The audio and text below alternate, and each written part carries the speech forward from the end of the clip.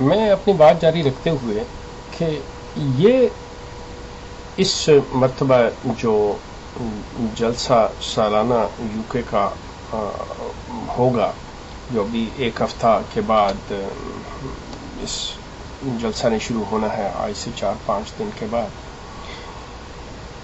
آپ اس میں دیکھیں گے کہ مرزا مسرور احمد صاحب جس چیز پہ سب سے زیادہ زور دیں گے وہ اگلے سال کی جو خلافت کا 100 سالہ جشن ہے اس کے اوپر، اور لوگوں کو اس چیز کے اوپر وہ سٹریس کریں گے کہ لوگ جتنے زیادہ سے زیادہ لوگ جو ہیں وہ مطلب وصیت کر سکیں۔ احمدی دوستو، میری آپ سے گزارش ہے کہ خدا را آپ سوچئے، آپ دیکھیے خود الفضل جس میں یہ وصایا کی جو تفصیل پرنٹ ہوتی ہے، شائع ہوتی ہے، کہ جتنے بھی مطلب وصیتوں کے وہ سارے اندراج آتے ہیں، اب وہ تقریباً 70,000 تک مطلب وہ پہنچ چکی ہے، 70,900 تک وہ چلی گئی ہے۔ آئی ہوپ، میرا خیال ہے کہ اب وہ 71,000 ہو جائیں گے۔ آپ دیکھیں گے کہ اس کے اندر 15 سال کے بچے جو ہیں، 15 سال کے بچے جو ہیں، 16 سال کے بچے، 17 سال کے، 18 سال کے، کہ وہ انہیں مجبور کیا جا رہا ہے، ان سے یہ وصیتیں لی جا رہی ہیں کہ وہ وصیت کریں۔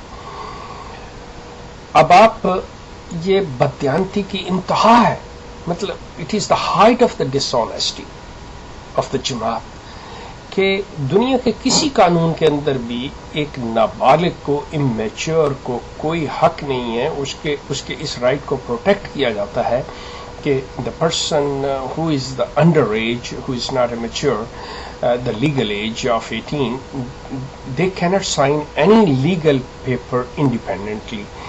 They under the guardianship، ان کے جو بھی پیرنٹس اور گارڈینز ہیں وہ ان کے بہاف پہ مطلب وہ پیپر سائن کرتے ہیں، لیکن انہوں نے ہر چیز کو، ہر اصول کو، ہر اخلاق کو بالا طاق رکھ دیا اپنی اس لالچ کے اندر، اور ان سے یہ جو وصیت کا آپ ایک فارم فل اپ کرتے ہیں، this is a legal paper, this is a legal paper you are signing, اور یہ جماعت جو ہے یہ بددیانتی کی انتہا تک پہنچ گئی ہے کہ انہوں نے مطلب صرف اپنی ذاتی خواہشات کی خاطر پیسہ اکٹھا کرنے کی، مال کی اس لالچ کے اندر انہوں نے نہ کسی قانون کا، نہ کسی اخلاق کا، کسی ضابطۂ حیات کا کوئی پاس نہیں رکھا کہ یہ وہ کر سکیں۔ 15 سال کے اسٹوڈنٹس بچے، اب ان کو کیا ہے؟ اب غور کریں کہ آج ان سے اگر یہ $1 یا $1 لیں گے جو ان کو جیب خرچ مل رہا ہے، اس کا کچھ پرسنٹیج جو بھی ہوگا، تو آپ اندازہ کر لیجئے کہ وہ اسٹوڈنٹ جو ہے کوئی انجینئر بنے گا، کوئی ڈاکٹر بنے گا، جو بھی زندگی کے جس شعبے میں بھی وہ جائے گا، وہ اپنا بزنس شروع کرے گا، تو یہ ایک مستقل آمدنی اپنی دیکھ رہے ہیں، اور ان کو دیکھ کیا رہے ہیں؟ دھوکہ کیا دے رہے ہیں؟ میں دھوکہ کہوں گا، how they are deceiving to those new Moses, کہ جی آپ کو جنت ملے گی، اور آپ قادیان کے قبرستان میں جا کے آپ کو لے جا کے دفن کیا جائے گا جب بھی آپ فوت ہوں گے۔ اپنے کسی خلیفہ کو لے جا نہیں سکے، اتنے ریسورسز ہونے کے باوجود، سارا کچھ ہونے کے باوجود، نہ مرزا طاہر جا سکا، نہ مرزا ناصر جا سکا، نہ مرزا غلام احمد جو اس جماعت کے موجد ہیں، جو اس مذہب کے موجد ہیں، ان کی بیگم جو نصرت جہاں بیگم روا میں پڑی ہوئی ہیں وہ نہیں لے جا سکے۔ آپ کو کہاں سے لے جائیں گے؟ کبھی آپ گورنمنٹ آف انڈیا سے پوچھ کے تو دیکھیں کہ جی کیا ہم وہاں جا سکتے ہیں؟ کیونکہ یہ اب آپ کو دھوکہ کیا دے رہے ہیں؟ اب ان کی بدنیتی دیکھیں، انتہا ہے، مطلب ان کو نہ کوئی شرم ہے، نہ ان کو کوئی حیا ہے، نہ ان کو کسی قسم کے اخلاق کا پاس نہیں ہے کہ یہ آپ کو کہہ رہے ہیں کہ جی اچھا جی ٹھیک ہے، ہم نے جی کینیڈا میں، ہم نے امریکہ میں، ہم نے لندن میں، ہم نے جرمنی میں، ہم نے دنیا کے ہر ملک کے اندر جی بشتی مقبرے قائم کر دیے۔ بات جو بنیادی طور پہ چلی تھی وہ مرزا صاحب کی کہ وہ اس جو ان کی اپنی زمین تھی جو انہوں نے بیچی، جس کے لیے یہ سارا کچھ پیدا کیا، انہوں نے یہ لوگوں سے پیسے کھینچنے کا سلسلہ کیا، وہ اس میں انہوں نے الہام جو اپنے پاس سے گھڑا تھا، یہ اللہ کی وحی جو اپنے پاس سے انہوں نے اختراع کی تھی، وہ اس زمین کے لیے تھی جو قادیان کے اندر جس کو بشتی مقبرہ کہا جاتا ہے۔ اب انہوں نے کہا جی اب یہ آپ لوگ جتنے بھی یہاں پہ جو موسی دفن ہوتے ہیں یہ امانتن ہوتے ہیں، مقصد یہ کہ یہ وہاں قادیان میں لے جائے جائیں۔ Do you think that the Jamaat will transfer your remains to the Qadian? For God's sake, سوچئے تھوڑا سا۔ No, they will not. They just need your money. آپ ان کے ایک ایسے فار دا ہول لائف آپ ان کو پے کرنے والے ہیں, آپ ان کے مقروض ہیں کہ جو مطلب آپ ساری زندگی اس مرزا فیملی کو دیتے چلے جائیں گے اور یہ مزے سے آپ کے پیسے پہ عیاشی کرتے رہیں گے, زندگی آسانی سے آرام سے یہ گزاریں گے. دوستو, احمدی دوستو, میری آپ سے گزارش ہے, خدا را اپنی آنکھیں کھولیے.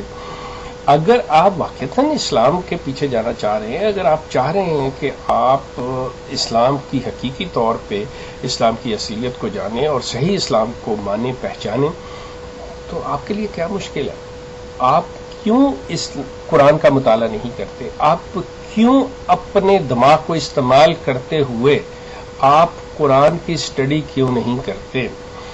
آپ قرآن کی اسٹڈی کریں, آپ مختلف تفاسیر کو لے لیں, مختلف تراجم کو لے لیں اور لغات القرآن کو لے لیں, اور پھر بیٹھ کے خود یہ چیز سلسلہ کریں اور دیکھیں اور فیصلہ کریں کہ یہ چیز کیا.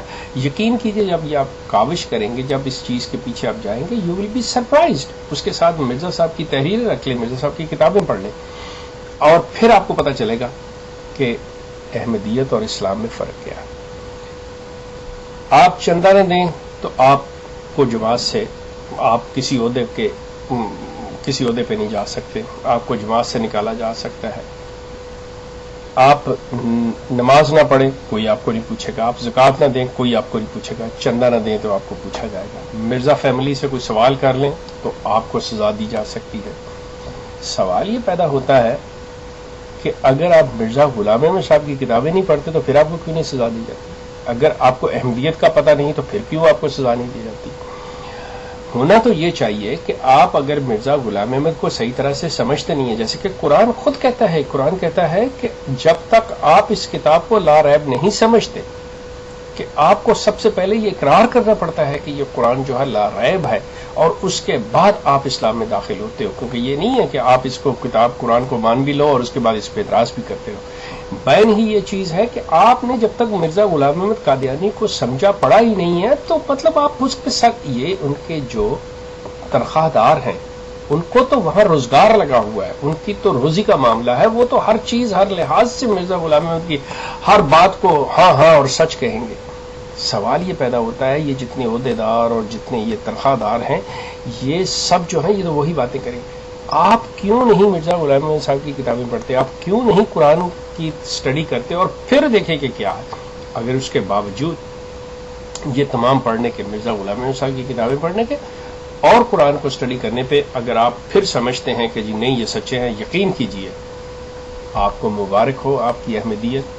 آپ ذمہ دار ہوں گے خدا کے حضور, جب حاضر ہوں گے تو پھر آپ جنت کے وارث بنتے ہیں, جہنم کے وارث بنتے ہیں, وہ آپ کو پتا ہوگا. پھر آپ کے پاس کوئی ایسی بات نہیں ہوگی کہ جی مجھے پتا نہیں تھا. آپ کہیں گے ہاں میں نے جو فیصلہ کیا تھا اپنی سوچ سمجھ کے ساتھ کیا تھا. یہ چیز کہ آپ سنی سنائی بات, آپ دیکھا دیکھی, آپ اپنے والدین کی وجہ سے نہیں. آپ دیکھیں, آپ ایک آزاد معاشرے میں رہتے ہیں, آپ ایک آزاد دنیا کے اندر ہیں, آپ کو پورا حق حاصل ہے کہ آپ اپنی رائے قائم کر سکیں, آپ خود اپنی ایک رائے رکھیں. آپ کو چاہیے کہ یہ چیزیں جو ہیں یہ انٹرنیٹ پہ میسر ہیں, ویسے کتابیں ملتی ہیں, آپ ان کی اسٹڈی کیجیے, آپ ان کو پڑھیں. اور پھر اگر آپ کو کوئی مسلمانوں کے اندر کوئی ایسی چیز نظر آتی ہے جو آپ کو بددل کرتی ہے, جو آپ کو مایوسی کی طرف لے جا رہی ہے, تو ان کو آپ سٹینڈرڈ نہ بنائیں, ان کو کرائٹیریا نہ بنائیں. کیونکہ آپ کی لوگ دوسرے منزل نہیں ہیں کہ وہ فلاں حسین ہے تو میں بھی حسین ہوں ویسا ہی ہو جاؤں. نہیں, آپ اپنے حسن کو دیکھیں, آپ اپنے اندر دیکھیں کہ اصل یہ چیز کیا ہے. آپ قرآن کو کرائٹیریا بنائیں, آپ قرآن کو اپنا معیار بنائیں اور اس کے مطابق چلیں, تو پھر بات یہ بنے گی. روایات کے پیچھے نہ پائیں. احمدی دوستوں, میرا یہ آپ کو پیغام جو ہے یہ گاہے بگاہے چلتا رہے گا. میں اس سلسلے میں بات کرتا رہوں گا, جیسے جیسے مزید وقت ملتا جائے گا میں اس پہ اور مزید بات کروں گا.